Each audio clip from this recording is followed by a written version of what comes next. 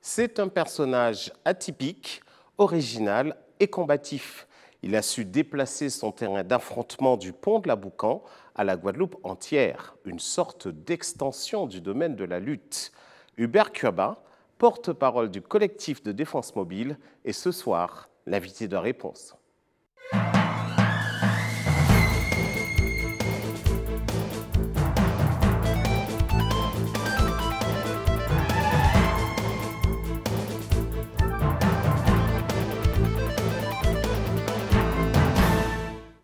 Hubert Kuaba, bonsoir. Bonsoir. Vous êtes le porte-parole du collectif de défense mobile. Oui, tout à fait. Alors, est-ce que vous avez remercié M. Claverie pour vous avoir rendu la rivière propre sous le pont de la Boucan? Non. Avant effectivement de remercier M. Claverie effectivement nous a bien remercié d'avoir permis à ce qu'il y ait effectivement... D'avoir bloqué les routes? Non, pas du tout, mais d'avoir permis à ce qu'il y ait une machine, une usine qui fonctionne dans les règles de l'art. Et c'est ce que nous demandons. Ça a pris un peu de temps, ça a causé un peu de tort à l'environnement, à la faune, à la flore, mais on est arrivé et aujourd'hui, M. Claverie nous a bien remercié d'avoir... Et la rivière est propre aujourd'hui, elle est redevenue propre. On ne peut pas dire que la rivière est redevenue propre parce que la pollution domestique existe. Il y a effectivement à s'améliorer concernant vraiment cette pollution qui vient aussi de la zone de Jola. Mais nous disons quand même par rapport à cette unité qui était un des principaux pollueurs, en fait, a contribué à ce que la rivière aujourd'hui peut couler, que les poissons peuvent vivre un peu... Les poissons notamment de 250 kilos, c'est que ce n'était pas aussi pollué que vous le disiez lorsque vous barriez les routes pour empêcher les gens d'aller à leur travail. C'est bien après. C'est bien après. C'est bien après.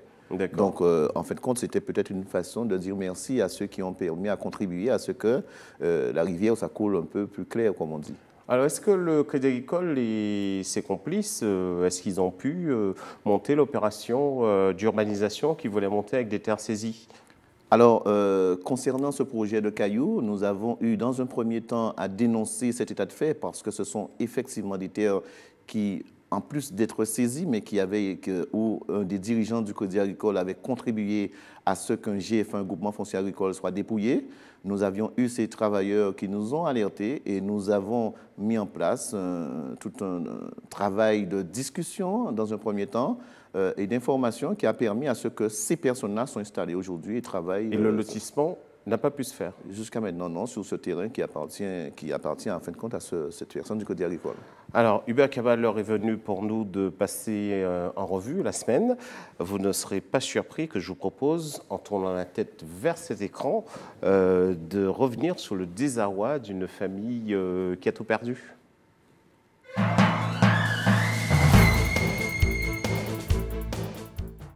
Après avoir demandé un complément d'enquête, le collectif de défense mobile pointe du doigt une erreur de localisation géographique. Nous avons demandé un certificat de concordance par un cabinet effectivement habilité effectivement à le faire. Et aujourd'hui, nous avons effectivement la réponse où il est clairement dit que la route qui mène effectivement à Morne-à-l'Eau et au Moule se trouve au sud, au nord de cette propriété. Donc par conséquent, le document qui fait état effectivement où ces personnes qui se disent propriétaires, qu'ils ont un titre qui dit que la route se trouvait effectivement au sud.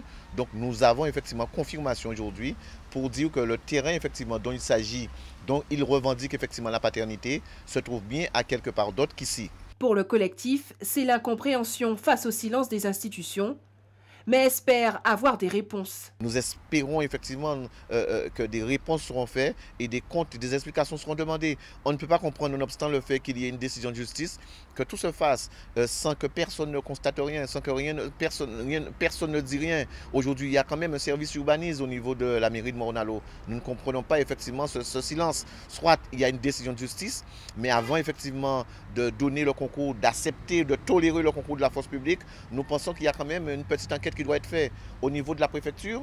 C'est sûr qu'il y a une décision de justice, mais nous savons effectivement que la préfecture a quand même l'habitude de vérifier, de regarder lorsqu'il y a des décisions qui s'est fait au détriment des personnes âgées. Il y avait des enfants dans la maison. Donc nous disons que nous allons effectivement faire ce qu'il faut, mais que ces personnes-là seront remis dans leurs droits. Mais nous allons aussi faire tout pour que la maison effectivement qui est là en ce moment et pour que ce monsieur-là puisse prendre conscience effectivement de son acte. Nous serons déterminés, nous serons présents. Nous avons vu qu'il y a une volonté effectivement de sa part de couillonner le peuple avec des documents fallacieux, des documents qu'il a montrés mais qu'il ne sait même pas effectivement l'origine et qui n'explique pas l'origine. Aujourd'hui, nous sommes prêts effectivement à aller jusqu'au bout dans notre détermination, dans notre mobilisation. Le dossier est entre les mains de la justice qui aura la lourde tâche de faire la lumière sur cette affaire. Du côté de la mairie de Morne-à-l'Eau, elle n'a pas souhaité s'exprimer de nouveau sur ce dossier. Reportage Linda Kayarsi et Patrick Curie. Alors, dans cette situation-là, qu'est-ce qui s'est réellement passé? Alors, il s'est passé ce que souffre effectivement, ce que vit la Guadeloupe au quotidien. Aujourd'hui, nous avons eu à déplorer, dans un premier temps, un état de fait où une famille qui vit sur une parcelle de terrain, qui possède un titre de propriété et que cette famille est attaquée devant les tribunaux. Cette famille s'attache des services d'un avocat qui ne donne même pas d'aller en appel parce qu'il y a une première décision où l'autre partie a eu la faveur des décisions, où l'avocat qui était censé, qui a été payé pour défendre cette famille-là, n'a même pas daigné faire un appel dans les règles de l'art. Mais vous êtes d'accord qu'une décision de justice doit être exécutée, ce n'est pas en bloquant les routes à Morne-à-l'Eau qu'un pays fonctionne. Une décision de justice doit être exécutée, mais avant effectivement l'exécution, lorsqu'on fait confiance à des professionnels, on a envie quand même, surtout lorsqu'on est une grand-mère de 88 ans, lorsqu'il y a deux grands-mères qui sont dans cette situation et qui ont fait confiance.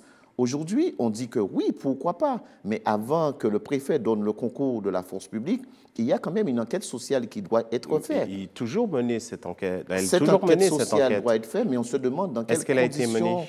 On se pose des questions, oui. Parce que dans la loi française, lorsqu'il y a des familles, des personnes âgées dans une maison, on ne doit pas procéder au concours de la force publique comme cela, sans que des garde-fous soient pris auparavant. Mais vous auriez pu saisir le juge de l'exécution ? Mais le juge de l'exécution, fût-il que l'avocat puisse conseiller ces familles-là. Il faut dire que lorsque nous sommes venus, la chose est jugée, la chose était jugée et nous n'étions plus dans les délais. Nous sommes venus lorsque nous avons... fort clos. Lorsque nous avons reçu le concours, lorsqu'on a eu le concours de la force publique, nous avons fait l'intervention au niveau de la commune de Morne-à-l'Eau pour dire attention, il y aura une expulsion qui va se faire où les choses ne se sont pas faites dans les règles. Mais quelque part, M. Cadval, lorsque nous regardons le fond effectivement de ce dossier-là, qui n'est pas très difficile à comprendre, où il est effectivement dit qu'un terrain, quelqu'un qui possède un terrain avec une route au sud, et que nous avons cette parcelle-là où la route est au nord. Cela veut dire simplement que le terrain dont possède la personne se retrouve de l'autre côté. Aujourd'hui, nous ne comprenons pas que des avocats, qu'un expert géomètre puisse faire un PV et dire, affirmer, éclairer un juge du tribunal pour dire que cette route-là, en fait, cette parcelle-là n'est pas à sa place. Ils sont corrompus, c'est ce que vous voulez dire? Je peux le dire clairement. Que l'avocat est corrompu, le géomètre est corrompu? Je dirais que l'avocat est incompétent. Je dirais mais corrompu, c'est pas la même chose. Mais je ne sais pas, parce que je ne peux pas dire que j'ai des preuves disant qu'il a touché ou alors qu'il n'a pas été corrompu, mais je dis qu'il y a de l'incompétence. Le géomètre est corrompu, il est malhonnête. On peut dire qu'il fait effectivement partie d'un groupuscule de malhonnêtes, effectivement, et qui cause énormément de tort à la Guadeloupe. Mais le plus grave, c'est qu'il y a aussi un notaire qui a fait un document que nous avons découvert, un document capuleux, un document qui ne reflète pas la réalité. Et c'est un notaire que je peux même, si ça ne vous gêne pas, je peux même dire son nom. C'est qui? Aujourd'hui, Maître Alexandre Cassi.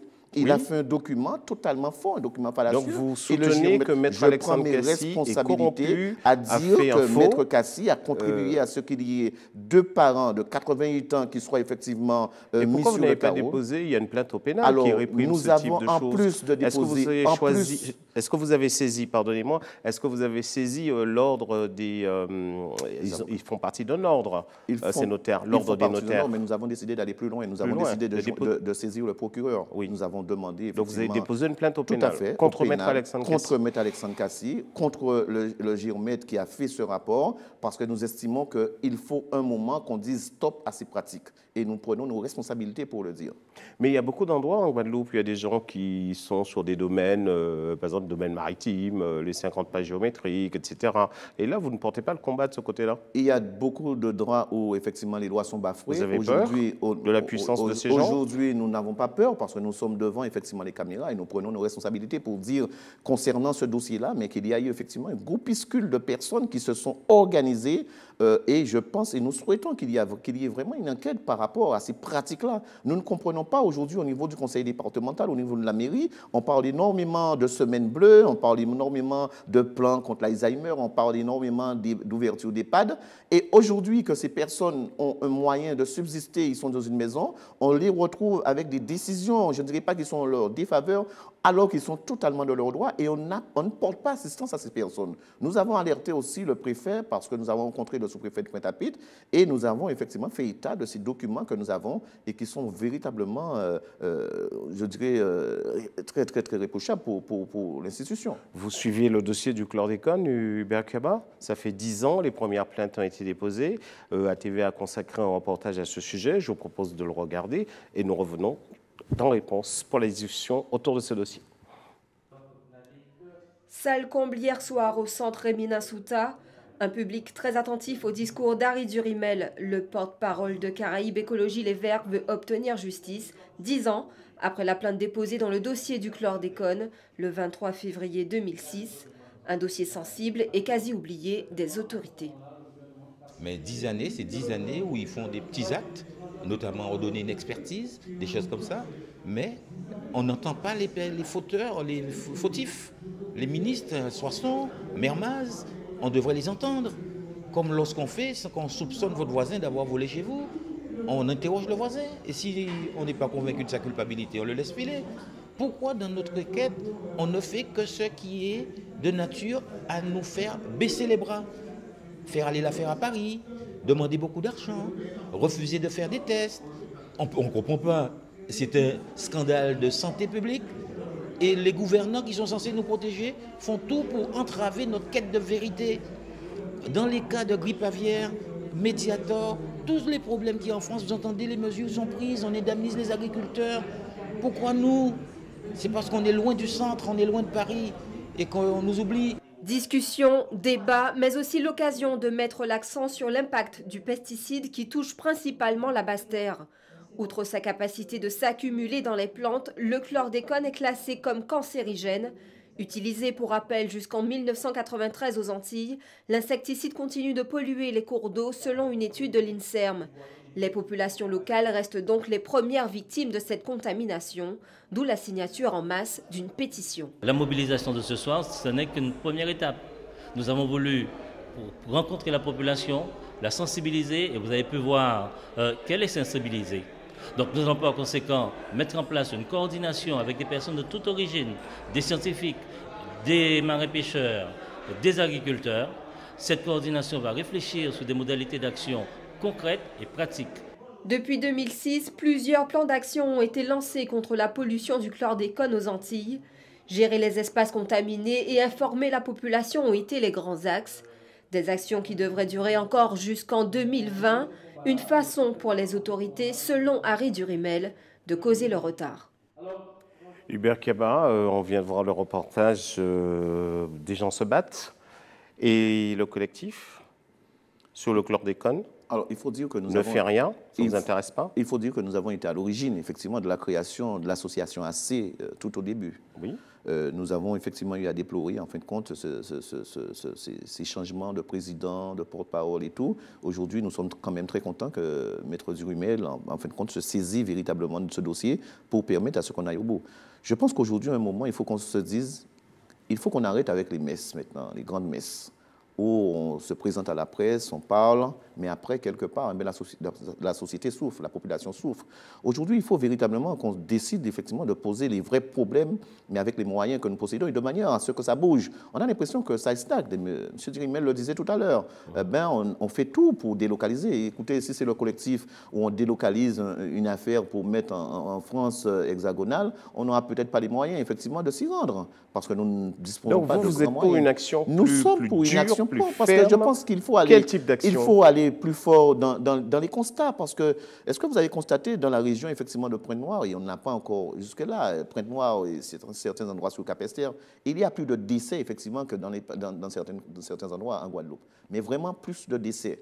Qu'est-ce qu'il faut faire? Qu'est-ce que le alors, collectif de défense mobile peut proposer? S'il faut que la Guadeloupe arrête de fonctionner pendant 24 heures, 48 heures, pour qu'on puisse mettre à plat effectivement les problèmes véritablement qui se posent, eh bien faisons-le une bonne fois pour toutes.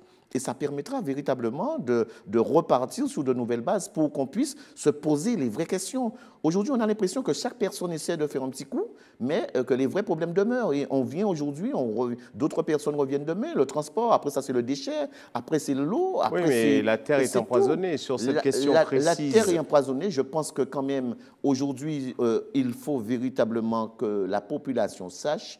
On a effectivement, par rapport à tout ce qui est dit depuis le départ, par rapport à la problématique du chlordécone, qui c'est qui est responsable, comment ça a pu arriver là. Mais aujourd'hui, jusqu'à maintenant, on a l'impression que tout le monde est, comme on dit dans un langage, effectivement, tout le monde est présumé innocent. Mais qui c'est qui est vraiment responsable? Après 6 ans, après 10 ans. 10 ans de plus, on n'est pas capable de dire où on était. Donc vous, Hubert Kieba, vous êtes pour les méthodes musclées, il faut bloquer, barrer, on estime que par rapport à la situation, empêcher le pays de fonctionner, je pense que pour arriver à quelque chose. Je pense que s'il faut effectivement qu'on fasse un clash de manière à ce qu'on puisse régler et mettre à plat un certain nombre de choses, eh bien faisons-le de manière à ce qu'on ne se retrouve pas avec les petits problèmes, les micro-problèmes, avec les pseudo-solutions et qui sont là à un petit coup de loi, un petit coup de décret, et après, les choses repartent. Aujourd'hui, il y a trop de problèmes qui se posent en Guadeloupe et nous demandons, est-ce que véritablement, il y a des politiques qui sont responsables dans ce petit pays-là? Est-ce que vous pensez que sur le problème de la pollution, des pollutions en général, il n'y a pas énormément parce qu'il n'y a pas beaucoup d'industrie ici, est-ce que vous pensez que les questions sont traitées? Aujourd'hui, en ce qui concerne le chlordécone, nous pensons qu'il faut effectivement aller plus loin. Et au-delà, effectivement, de ce problème de chlordécone, nous voyons effectivement comment l'État, en fin de compte, a réagi par rapport au problème, comment l'État réagit au problème de sargasse, par exemple, comment l'État réagit au problème lorsqu'il y a eu cette grippe où presque tout le monde était touché. On a l'impression oui, mais on a continué à faire de l'épandage pendant ce temps. Oui, tout à fait. Mais justement, c'est pour cette raison-là que je dis qu'à un moment, il faut dire stop. Et lorsque les gens n'entendent pas, eh bien, il faut véritablement faire stop.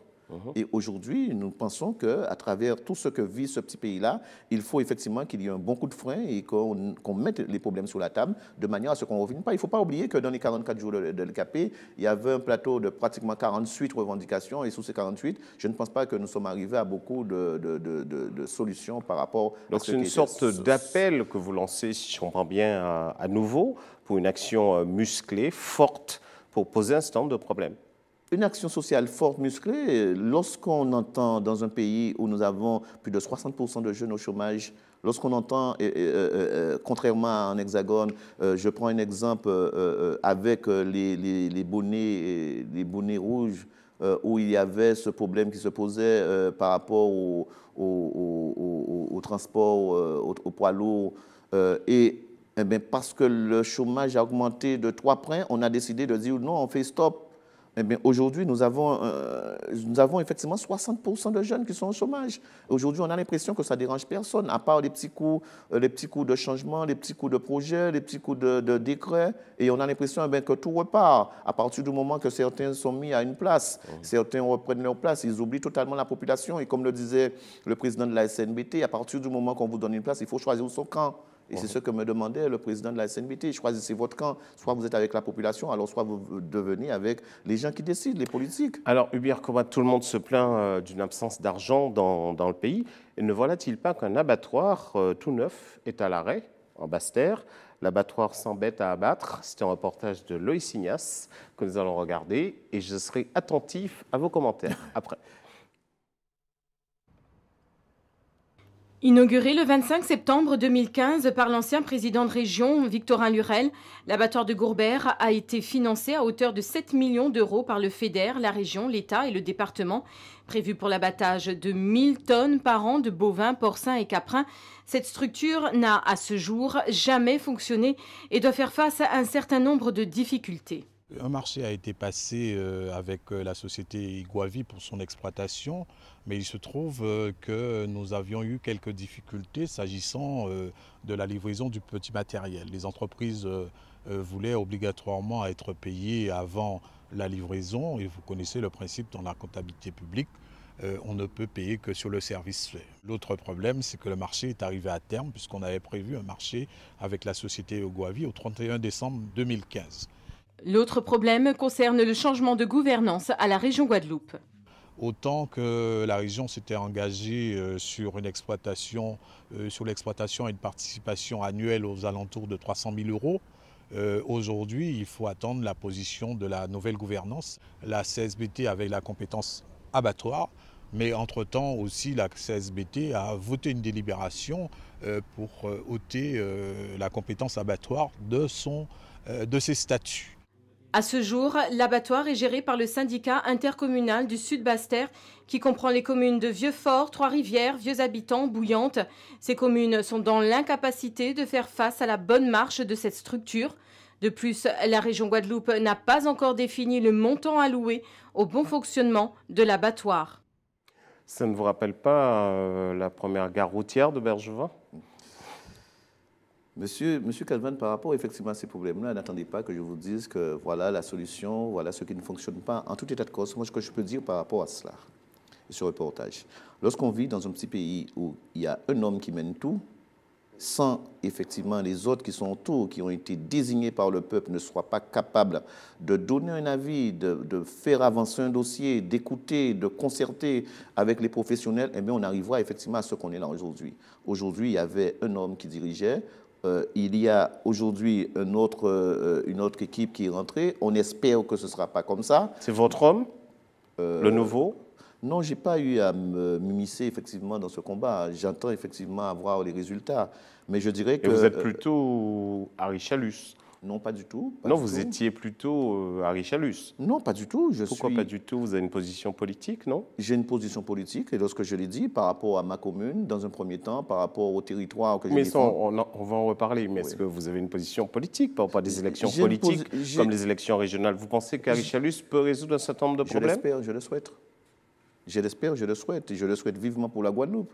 Je souhaite véritablement que les problèmes qui se posent, par exemple, comme ces problèmes de l'abattoir, comme les problèmes effectivement de la gare routière, comme les autres problèmes que nous rencontrons, comme les problèmes du vélo droit, mais que ça soit véritablement réglé. Aujourd'hui, nous espérons que ce sera une équipe avec des gens, des hommes et des femmes autour capables de donner un avis, d'écouter, de se concerter, de voir la population et de pouvoir prendre des décisions. Oui, mais construire un abattoir, une structure comme ça qui ne fonctionne pas, ça coûte de l'argent aux contribuables.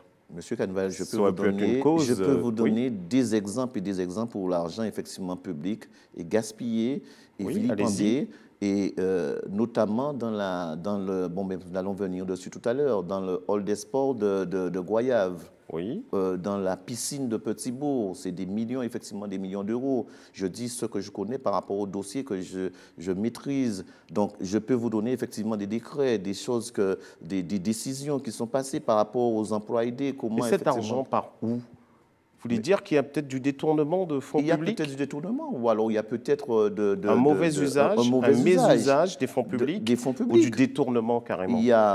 Alors ça dépend de la signification qu'on donne au détournement. Lorsqu'on se dit qu'il y a un projet, prendre l'argent, mettre dans sa poche. On peut détourner sans que ça rentre dans sa poche. On peut détourner pour aller mettre quelque part. Ça, c'est aussi du détournement. Alors si c'est comme ça, eh bien oui, c'est détourné. Parce que lorsqu'on prend un hall des sports, par exemple, on dit qui est subventionné à 3,7 millions et qui se termine à 5,290 millions, où les règles effectivement de fonctionnement ne le permettent pas, avec des surcoûts aussi importants, eh bien, on peut dire que c'est de l'argent qui a été détourné. C'est M. Losbar que vous mettez en cause. Ce surcoût. Alors je mets la CNBT en cause, surtout dans cette affaire que nous allons parler tout à l'heure. Oui, bien sûr. Aujourd'hui, c'est la population qui va payer. Je dis que ça, c'est vrai. Donc vous mettez en cause la gestion de Guy Losbar, qui était l'ancien président. Je mets la gestion du président en ce moment. Je mets la gestion du président en ce moment parce qu'il est président en ce moment. Par contre, s'il y a des choses qui se font et qu'il constate qu'il y a un mauvais fonctionnement, un mauvais usage des fonds, il doit effectivement le dire clairement.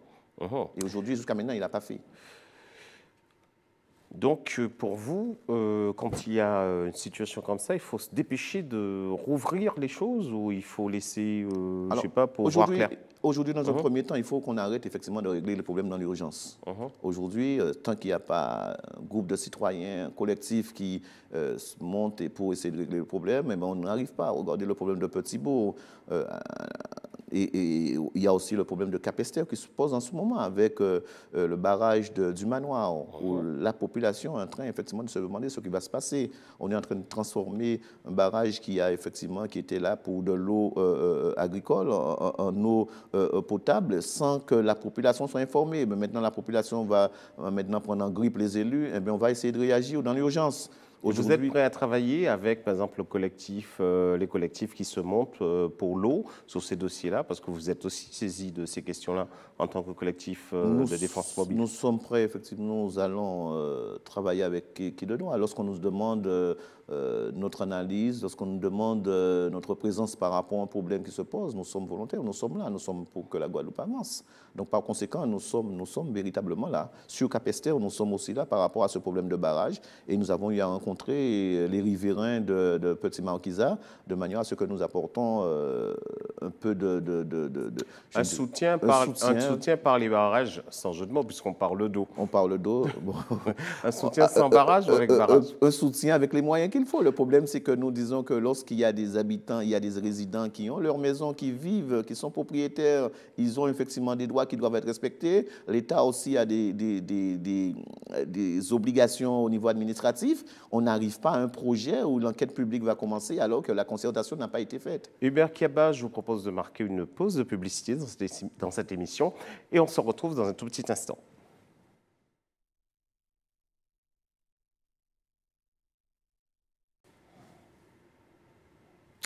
Retour sur le plateau de réponse avec notre invité Hubert Kiaba, président, responsable du comité de défense mobile. De quoi est fait le quotidien d'un militant? C'est ce que nous allons savoir. Quelqu'un qui défend toutes les causes, donc doit passer sa journée à travailler.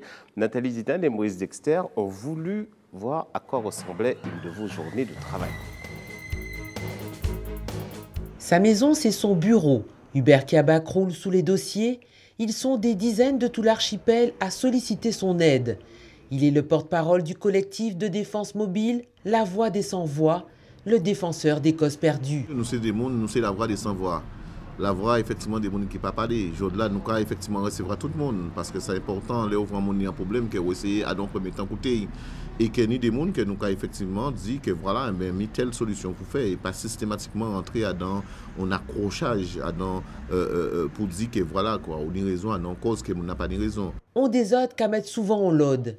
Il n'est pas adepte de l'affrontement, comme certains pourraient le croire. Le défenseur des malheureux épuise toutes les voies avant d'arriver à l'extrême. En face, très souvent, on a des sortes un système qui a bâillonné effectivement les plus faibles et qui a une tendance effectivement à faire à sortir à ce que nous n'a pas parlé. Et c'est là que nous effectivement interviennent pour nous dire que voilà des réalités, voilà des faits que nous avons dénoncés dans ce pays-là. Il dénonce ce qu'il juge des injustices, souvent des situations inextricables d'expropriation, d'expulsion, qu'Hubert Kiaba et ses comparses démêlent. C'est le cas des 8 hectares de cailloux à Lamentin, une soixantaine de travailleurs cultivent de l'igname, de la canne, du manioc ou encore de l'ananas, des terres obtenues à force de lutte. Côté site, il y a des travailleurs qui mettent la sans-vallée, il y a des travailleurs effectivement en société qui est volontairement liquidée, qui est créée pleine du Nord et que par conséquent, c'est suite à la société là ça que nous prenons pour permettre effectivement à mon travail. Un peu plus loin, une autre fierté du collectif, l'installation de Claudius Ramassami, entrepreneur, fabricant de parpaings. Ils ont créé un emploi à l'époque, ça a marqué clairement les bails là, ils ont créé un emploi. Et nous avons fait, mais nous nous besoin de travail, nous c'est la jeunesse. Alors donc nous entrons là. Et là, ils sont sortis à joindre la LCDM. Pourquoi heureusement ils là? Heureusement ils là. À terme, d'ici l'année prochaine, on m'a 20 pas. Financement, moi j'ai OK, tout vite moi j'ai OK là. Mais c'est l'arbre qui cache la forêt. A débauché après plus d'un siècle, titre de colonnage en main, certains sont obligés de prouver que la terre leur revient de droit. Yoba, ça fait la mission effectivement de régulariser la situation à ces colons-là. Je dois nous constater que c'est un échec. Nous passons par toutes les difficultés pour pouvoir avoir nos titres de propriété. Qu'est-ce qui fait que vous vous battez encore? Nos grands-pères se sont battus. Ma mère, mes tantes, ils ont travaillé ces terres. Ils ont droit à l'accès au titre de propriété. Depuis que je suis sortie à l'école, moi, j'ai travaillé la terre avec ma maman. Mon nom n'était pas inscrit nulle part, ni le nom de ma maman qui ont travaillé toute sa jeunesse. Elle s'est mariée ici et j'ai pris naissance là où j'habite. On m'a vendu sur le terrain. Plus de 20 ans qu'ils ont cette épée de Damoclès au-dessus de la tête. À Plessis, à Nogent, à Duzer, à Sainte-Rose, des familles entières réclament justice, parfois jusqu'en cassation. 15 ans, 20 ans, 45 ans de combat, harcelés par les huissiers, usés, épuisés. Pour une terre, ils mettent leur santé en jeu. Mais n'ont-ils pas été négligents, trop confiants? Nul n'est censé ignorer la loi. Nous ne pouvons pas créer sa négligence. Très souvent, il y a fait confiance des fois à des avocats qui sont censés effectivement défendre ainsi des causes, qui ont mandaté des avocats, des représentants pour représenter eux. Et très souvent, c'est mon ça pas au bout. Et par conséquent, ils ont venir trouver eux victimes de eux-mêmes. Des fois, par même petit monde nous pas dit que voilà quoi, nous avons une situation que nous pas de site ou alors nous sommes ici un tel qui ont notamment pour servir nous avons perdu petit monde nous ça de plus en plus en fait quand nous avons constaté que ça a fait de moins en moins. Mais le problème là effectivement Kavin que très souvent c'est vrai, c'est en réalité que nous avons trop tard parce que nous pas ni effectivement la tradition effectivement de la chose écrite, nous pas ni la culture effectivement de l'écrit, nous ni la culture effectivement de en ni parole là ou ni parole en moins. Le collectif de défense mobile La Voix des Sans-Voix représente une lueur d'espoir pour ces personnes âgées qui ont tout sacrifié pour Hubert Kiaba, une mission. Je dois encore dire que si nous allons dans le combat là, c'est parce que grand famille en était là, famille en moins, il était levé le matin, des fois il était accompagné, il était marié 417 paquets quand il était arrivé. Je dois c'est droit, c'est mon ça que nous va essayer de faire respecter 417 paquets quand les 3h du matin. Et que c'est mon ça en fin de compte malgré arrivé à lever Timonayo et tout ça. Reportage de Nathalie Zidane et de Moïse Dexter. On voit que vous êtes très actifs, vous avez beaucoup de gens autour de vous. Mais on va en venir à une question sur les impôts, qui est un de vos combats, puisque vous avez bloqué récemment les routes pour demander que les décisions ne soient pas appliquées. Mais je vous considère comme un militant sérieux. Mais est-ce qu'on peut en même temps voter une augmentation d'impôts et faire des barrages pour demander que ces augmentations d'impôts soient enlevées? Alors, M. Caneval, concernant les impôts, il n'a jamais été voté d'augmentation d'impôts. Non, mais ce n'est pas ma question, je parle de vous. Est-ce que vous pouvez... Oui, mais vous avez dit, est-ce que je peux voter et ces augmentations? Est-ce que vous pouvez voter des augmentations d'impôts et en même temps, faites des barrages pour les enlever? Alors, c'est ce que je disais. Je répondais que je n'avais jamais voté d'augmentation d'impôts. Mais j'allais encore plus loin. La CNBT n'a jamais voté d'augmentation d'impôts. Et la CNBT n'a tellement pas voté d'augmentation d'impôts. Aujourd'hui, et je vous donne un scoop, le maire de Goyave a même voté une diminution de la part communale parce qu'elle estimait que c'était totalement injuste de demander à ce que la population paye. C'est pour vous dire qu'il y a effectivement des personnes qui sont totalement d'accord. Lorsqu'il a été question... Même dans le cadre de certaines municipalités, vous n'avez pas pris part à ces hausses d'impôts? Jamais. Jamais. Je disais que dans cette affaire d'impôts, le président a couillonné la population. Le président, effectivement... Lequel? Le président Sapoti. Oui. Et dans cette augmentation d'impôts, c'est encore une fois, c'est un jeu politique. On rentre pour acculer effectivement son prédécesseur, on vote un budget primitif en déficit. Mais il y a des recours. Et effectivement, lorsque le budget a été voté en déficit, le préfet fait une première réponse à des observations pour dire la Chambre régionale je transmets à la Chambre régionale des comptes comme votre budget est en déficit. La Chambre régionale des comptes constate, vérifie les documents et la Chambre régionale des comptes fait une observation pour dire que comme votre budget est en déficit, il faut l'équilibrer. Alors, je propose donc, dans un premier temps, augmentation des impôts, dans un deuxième temps, diminution des charges, des coûts de fonctionnement et diminution effectivement des investissements. On a voté à l'unanimité qu'on n'était pas d'accord avec les augmentations d'impôts et qu'on n'était pas venu à la communauté pour que les impôts soient augmentés. Ça a été dit par le maire de Sainte-Rose, ça a été dit par le maire des Abîmes, ça a été dit de Goyave, ça a été dit par tous les présents, les conseillers communautaires. Qu'est-ce qui a été fait? Le président a acté et il a fait la proposition suivante. Moi, je ne suis pas d'accord avec l'augmentation d'impôts. J'envoie des observations qui consistent à dire que pas d'augmentation d'impôts, mais nous ne suivons pas l'avis de la Chambre régionale des comptes, mais nous proposons d'arrêter les investissements qui sont en cours. Aujourd'hui, M. Canval, je l'ai toujours dit, je suis un jeune élu, je suis venu pour voir, pour apprendre, et que je ne maîtrisais pas au départ la chose financière. Donc c'est pour ça que vous avez commis cette erreur? Non, pas du tout, il n'y a pas encore d'erreur, il n'y a pas eu d'erreur. Alors, lorsque le président a pris la décision de dire que j'arrête les investissements, il fallait effectivement comprendre et savoir que lorsqu'on arrête des investissements qui sont déjà budgétisés et qui sont déjà en cours, votre budget devient insincère. Par conséquent, c'est cette réponse qu'a fait le président de la CNBT.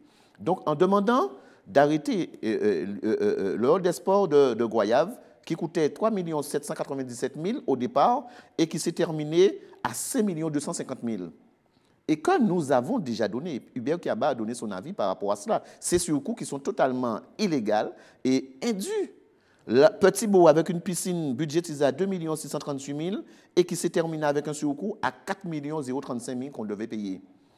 À la base nautique de Sainte-Rose, 1 302 000 et qui s'est terminé avec un surcoût de 2 256 000.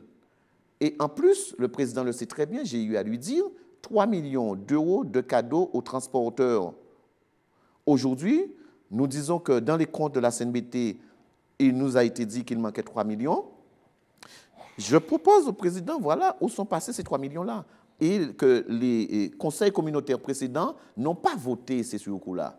Il y aura d'autres actions pour essayer d'obtenir satisfaction, puisque Goyave a déjà fait un premier recul. Donc, vous pensez qu'il y aura d'autres actions? Il y aura d'autres actions parce qu'on est en train, effectivement, de se foutre pas mal de la gueule des administrés du Nord-Bastère. Mais vous-même, vous n'avez pas le sentiment que vous foutez un peu de la gueule des gens du Nord-Bastère vous savez, on vous accuse de voter les impôts et de faire des bagages pour les enlever. Je viens de vous expliquer que je n'ai jamais voté d'augmentation et on n'a pas voté d'augmentation. Donc par contre, je dis que catégoriquement ce que... Mais tout à fait, M. Sapoti le sait. M. Sapoti sait très bien que lorsqu'il a voté cet arrêt des travaux, des plans d'investissement, ces projets qui étaient en cours, que le préfet allait faire marche arrière pour dire que vous n'avez pas été capable de me faire une proposition pour équilibrer le budget primitif. Par conséquent, je demande l'augmentation des impôts. Mais pire, M. Canval. Pire, M. Canval. Et j'ai les documents qui le prouvent. Le préfet a envoyé, a pris un arrêté pour augmenter les impôts. Le préfet a pris un arrêté pour augmenter les impôts. Cet arrêté-là pourrait être contesté par la communauté. Eh bien, cet arrêté a été effectivement pris en novembre 2015. Ça nous a été transmis, nous, conseillers communautaires, en janvier 2016. On a dépassé les 2 mois pour contester. Aujourd'hui, le président... Vous étiez fort clos. Et donc, voilà. Le président est mal placé pour le dire. Mais d'autant plus, en plus de cela, la CNBT possède 200 hectares de terre sur la zone de 168 hectares de terre sur la zone de Cluny à Sainte-Rose. 160 hectares de terre qui est dans la forêt, qui ne servira à rien du tout. Au lieu d'augmenter les impôts, on pouvait effectivement garantir ou vendre ce patrimoine foncier qui ne sert à rien du tout. Mais il y a donc détruire la forêt. Mais justement, pour éviter la destruction, parce que qu'est-ce qu'on va faire avec 160, ça appartenait à la carrière de l'EDA. Donc aujourd'hui, pour protéger, pour donner, mais en fait, on garantit cela. Au lieu de venir, en plus, nous avons dénoncé ça parce qu'il y a 15 millions de travaux là. Mais dans ces 15 millions-là, M. Canval, il n'y a pas eu 1 centime de la région, pas 1 centime du conseil départemental, pas 1 centime de l'Europe. On a oublié effectivement de faire des demandes. Aujourd'hui, on demande à la population de payer plein pot. Alors, on va sur ce sujet-là, bien sûr, c'est un sujet qui connaîtra d'autres développements, mais sur les terres, on sait très bien d'où vient ce problème. Quand la première abolition de l'esclavage intervient, avec le décret du 16 Pluviose en 2, il n'y a pas de démantèlement de la propriété privée. Et ni en 1848 non plus. Alors, sur quel texte vous pouvez vous reposer pour dire que les gens qui réclament les terres aujourd'hui ne sont pas propriétaires? Je parle des propriétaires que vous contestez comme M. Dejam. Aujourd'hui, M. Canval, nous sommes très clairs et nous faisons la différence entre les camarades de Daubin qui ont créé un collectif qu'on appelle CAUSE et qui revendiquent pas simplement une paternité sur Daubin, mais au niveau de la Guadeloupe, avec l'appui des syndicats, en fin de compte, du monde agricole, et ils ont été même au-delà, au niveau de l'Europe. Donc ce n'est pas vous? Non, pas du tout. Pas du tout. Donc, ce syndicat-là, ce collectif-là a pris la décision, effectivement, de revendiquer la paternité, la venue des Amérindiens et tout, sur tout le territoire. Aujourd'hui, nous disons que ce n'est pas notre combat. D'accord. Le combat que nous menons, c'est pour dire que, oui, M. de Jaham a mis en demeure un certain nombre de familles. Aujourd'hui, on demande M. de Jaham simplement à présenter son titre de propriété. Et qu'est-ce qu'il présente? Il présente une attestation de partage, un titre de partage. Aujourd'hui, on dit que vous pouvez partager, mais si vous partagez, il faut effectivement présenter votre titre de propriété. Et ça a été un discours que nos grands-parents n'ont pas été capables de demander. Il n'y a pas un historique de la propriété, parce qu'on retrace toujours dans tous les actes un historique des propriétés. Mais justement, il n'y en a pas. Il n'y a pas d'historique. Il n'y a pas d'acte. Il n'y a pas d'acte. Il n'y a pas d'acte du tout. Et c'est ce que nous disons par rapport à ces familles que nous défendons, notamment que nous avons été chez M. Biabiani, une famille de Vinti, et que nous disons qu'aujourd'hui, on est face à quelqu'un qui va encore être C'est un dossier qui sera en développement, évidemment, qui connaîtra d'autres, on va dire, des procédures judiciaires et une conclusion, sans doute un jour. Alors, elle a suivi le déroulement de l'émission avec beaucoup d'attention. Elle a sans doute noté vos bonnes, mauvaises réponses et sans doute vos émissions. J'appelle pour vous interroger Karen Brun de Nouvelle Semaine.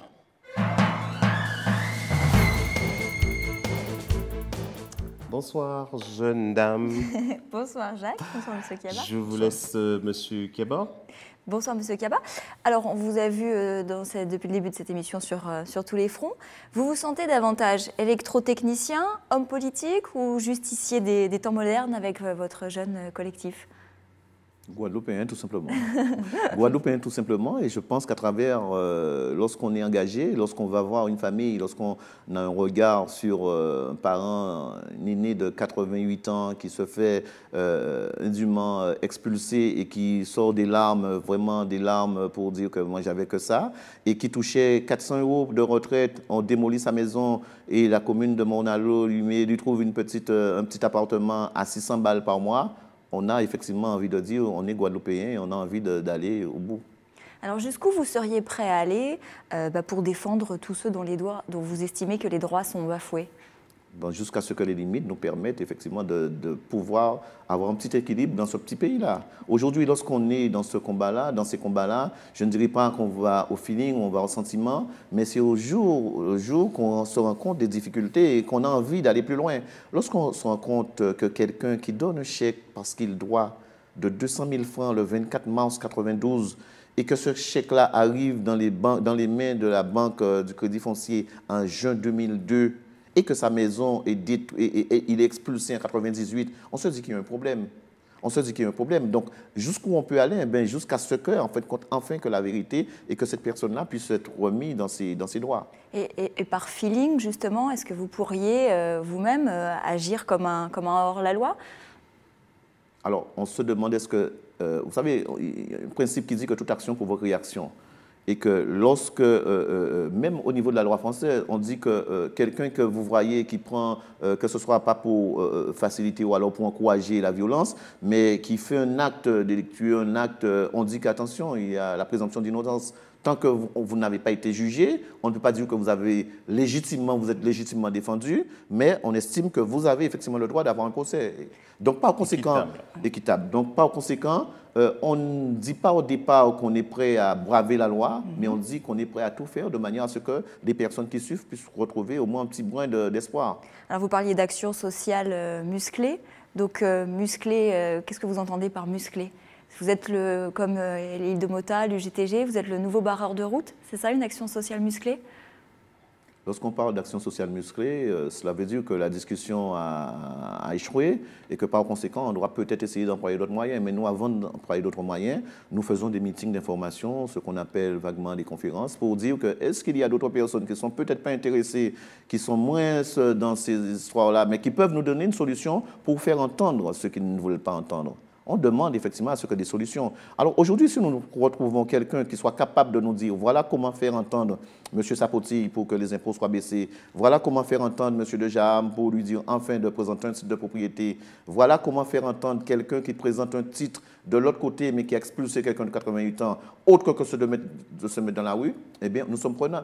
Le problème, c'est qu'aujourd'hui, la rue, c'est un vecteur qui permet effectivement de dire clairement. Les chefs d'État ont été dans la rue après des événements. Prendre la population en otage, c'est globalement la seule solution. Il n'y a pas d'autre méthode. C'est pas d'aller directement. Lorsque on va effectivement, on se met dans la rue, je ne dirais pas qu'il n'y en a pas d'autres, mais c'est qu'on ne trouve pas d'autres. On ne trouve pas d'autre moyen que de dire que prenez vos responsabilités. Aujourd'hui, je vous signale qu'après 30 ans où la pollution est véritable dans la Grande Rivière Royale, après 30 ans de courrier, après 30 ans d'interpellation de l'État, il a fallu qu'on se mette dans la rue pour qu'enfin, qu'on reconnaisse que l'usine fonctionnait sans autorisation administrative et était vraiment un délinquant au niveau environnemental. Donc, par conséquent, on peut beau dire qu'on dérange, mais les solutions sont trouvées toujours dans l'urgence, toujours que lorsqu'une mobilisation se fait, toujours lorsqu'un plus grand nombre est dérangé. Et il y a quelqu'un qui disait, je ne sais pas si c'est ici l'autre jour, que c'est lorsque les acquis, lorsque on a l'impression que les capitaux des grands, en fait, des privilégiés sont menacés, lorsque les entraves à la circulation de ces personnes-là sont menacées, on réagit. Donc, si effectivement vous allez vous bloquer une petite ruelle ou alors se retrouver, personne ne réagit. Aujourd'hui, c'est comme ça en Guadeloupe. On dit que c'est dommage. Mais il faut effectivement que certains comprennent que c'est cela. Et c'est pour cela que je le disais préalablement, il faut véritablement qu'il y ait un mouvement populaire qui dure 2 jours, 3 jours, mais de manière générale, pour qu'on puisse passer effectivement à pallier. Il y a eu 2009, ça n'a rien changé? Ça n'a pas changé grand-chose. Ça n'a pas changé grand-chose. On a l'impression qu'on n'a pas été assez loin. On n'a pas été assez loin. Donc vous, si vous refaisiez 2009, vous iriez encore plus loin? Encore plus loin. On ira encore plus loin, pas simplement dans la durée, mais on ira encore plus loin, effectivement, dans la responsabilité, dans la mission et dans la méthode. Dans la violence au niveau aussi? De la méthode. Dans la violence aussi? Non, pas dans la violence. Vous savez, lorsqu'on parle effectivement de violence, je pense qu'à travers, j'ai vécu directement cette période de 2009, à aucun moment il y a eu une organisation, il y a eu une association, il y a eu un syndicat qui a ni conforté, ni prononcé, ni prôné une quelconque violence. Cela s'est fait effectivement à côté. Mais vous regardez et prenez en témoin les images de l'encadrement qu'il y avait, ces vigiles, ces jeunes qui s'étaient proposés, qui étaient justement contre, même à ce qu'on ait des armes sur soi lorsqu'on était effectivement dans les manifestations. Donc par conséquent, il n'y a pas eu une quelconque discours qui favorisait effectivement une violence en 2009. Est-ce qu'Ali Domota, c'est un modèle pour vous aujourd'hui ? C'est un responsable que je respecte, comme je peux vous dire, pour parler de modèle, que j'ai beaucoup effectivement apprécié et qui m'a énormément marqué. C'est son prédécesseur, monsieur Gabi Clavier, avec lequel j'avais de très bonnes relations, mais aussi celui qui était après, Gauthiero, que c'est des gens on partage un certain nombre de choses et que voilà, qu'eux, ils sont dans le domaine syndical pour militer concernant le droit de travail, et moi, je suis avec la population, le peuple, et voilà. Alors, vous avez déjà réussi à résoudre 64 affaires depuis la création de votre collectif en 2011. Est-ce que vous avez le sentiment que la justice ne tourne pas rond en Guadeloupe ? Vous voulez que je vous dise sincèrement, non, ça ne tourne pas rond. Pour que vous ayez besoin d'intervenir ? Je ne dirais pas simplement qu'on a l'impression que ça ne tourne pas rond. Lorsqu'on se rend compte que dans une affaire où il y a 3 maisons qui sont en jeu, on paie un avocat et qu'il n'y a pas de problème de paiement, il n'y a pas de problème et que cet avocat-là oublie d'aller lorsque le procès passe, on dit que ça ne tourne pas rond. Lorsqu'on se rend compte qu'il y a des notaires qui sont qui ont les mêmes qui ont les mêmes valeurs qu'un ministre, parce que le bureau c'est un ministère. Et qu'on se rend compte qu'il y a des documents qui sont signés avec une telle légèreté, on se dit que ça ne tourne pas rond. On a l'impression que plus on a de l'argent, plus on est écouté, plus on a les moyens. Et c'est ce que nous dénonçons justement. Lorsque nous rentrons dans un dossier, nous essayons de comprendre et par conséquent, c'est très souvent que nous trouvons que les droits sont bafoués et que c'est vrai que c'est dommage des fois parce qu'il y a des décisions qui sont prescrites, il y a des délais qui sont passés. Par méconnaissance, et je pense que le journaliste le disait, nul n'est censé ignorer la loi, certes, mais lorsqu'on se retrouve avec quelqu'un de 80 ans, je parle même au niveau des impôts, par exemple. Aujourd'hui, en Guadeloupe, personne n'ose poser le problème. On a quelqu'un qui a 80 ans, qui n'a pas de gros moyens. Mais chaque année, il faut que cette personne-là aille aux impôts pour demander à ce qu'on lui fasse pas un dégrèvement, une exonération. En France hexagonale, ça se fait systématiquement. Aujourd'hui, en Guadeloupe, l'État nous dit qu'ils n'ont pas suffisamment de fonds pour acheter un logiciel pour exonérer quelqu'un qui a 78 ans, alors que ça devait se faire automatiquement. Résultat, quelqu'un qui a 80 ans, 90 ans, ils font la queue pour payer des impôts parce qu'ils ne connaissent, ils ne savent pas. Vous avez posé toutes vos questions, bon, allez, madame? une petite dernière. Non, il n'y a plus de temps. Bon, il n'y a plus de temps. Bon. Sinon, je vous aurais laissé volontiers avec M. Kueba, mais il nous faudrait passer, Karen, maintenant à notre rubrique questions par Internet, parce que les internautes s'intéressent beaucoup à ATV. Ils ont été, par exemple... Ils ont été près de 288 000, près de 300 000 à regarder un de nos sujets cette semaine. Et la question qu'ils vous ont posée, c'est « Êtes-vous un révolutionnaire ?» Social. Mais ça veut dire quoi? Cela veut dire que pour que les choses bougent, on est pour que... Vous êtes pour renverser la table? Pas renverser la table, hein, mais dire clairement que les choses bougent et oser effectivement de se montrer, pas mettre derrière un répondeur, mais simplement d'être là, quoi. Parce que vous savez que la Guadeloupe souffre. Il va souffrir énormément de... Donc vous êtes un révolutionnaire? Mais social, oui. Je suis un révolutionnaire social. Et que par conséquent, la Guadeloupe souffre énormément, pas de ceux qui ont fait et qui échouent, mais de ceux qui ne font rien du tout. Est-ce qu'on peut être un révolutionnaire social sans être un révolutionnaire politique? Ça dépend de quelle signification qu'on donne à politique. Donc, dans le sens de l'organisation? Organisation, révolutionnaire politique, je dirais non. Sinon, j'aurais plutôt tendance à renverser les choses au lieu d'y être incrusté. D'accord. Alors, la deuxième question, aimez-vous cuisiner? Oui, oui, tout à fait. À côté de la rivière. Oui, tout à fait. Qu'est-ce que vous aimez cuisiner? Pour moi, je suis, contrairement à ce que certains peuvent penser, un très bon cuisinier. Pourquoi vous dites contrairement à ce que certains peuvent penser? Parce que certains me voient très souvent quelqu'un comme un homme rude. C'est normal, si vous cuisinez avec le couteau entre les dents. Bien sûr. Quelqu'un de rude, quelqu'un qui est tout le temps là à babiller, à se plaindre. À grogner, à ne jamais cuisiner, à attendre que la nourriture soit prête à midi. Voilà. Mais vous n'êtes pas ça, vous n'êtes pas ce type d'homme. Alors, êtes-vous geek? Ça veut dire, est-ce que vous vous intéressez aux nouvelles technologies, etc. Ou est-ce que vous êtes un zarbi? Non, pas du tout. C'est une façon de dire bizarre. Non, au contraire. Non, vous n'êtes pas toujours sur votre écran? Non, pas du tout. Non? Pas du tout. Mais vous pratiquez Internet quand même? Ah oui, quand même. Vous avez une boîte mail, vous avez quelque chose comme ça? Vous êtes sur Facebook, vous avez un compte? Oui, tout à fait. Vous tweetez? Oui, tout à fait. Oui.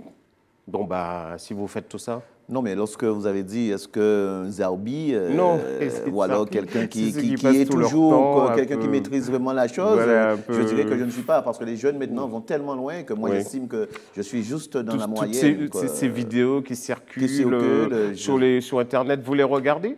Non, pas spécialement. Non. Même les pornos? Non, pas du tout. Merci. Merci beaucoup. Vous avez répondu aux 3 questions, aux questions des internautes qui sont nombreux sur la page d'ATV Guadeloupe. D'ailleurs, je vous conseille d'aller sur la page, vous verrez notre journal et les différentes vidéos que nous mettons en ligne, les sujets du journal. Merci de nous avoir suivis. On se retrouve la semaine prochaine pour une autre édition de Réponse. Bonsoir à toutes et à tous et merci encore.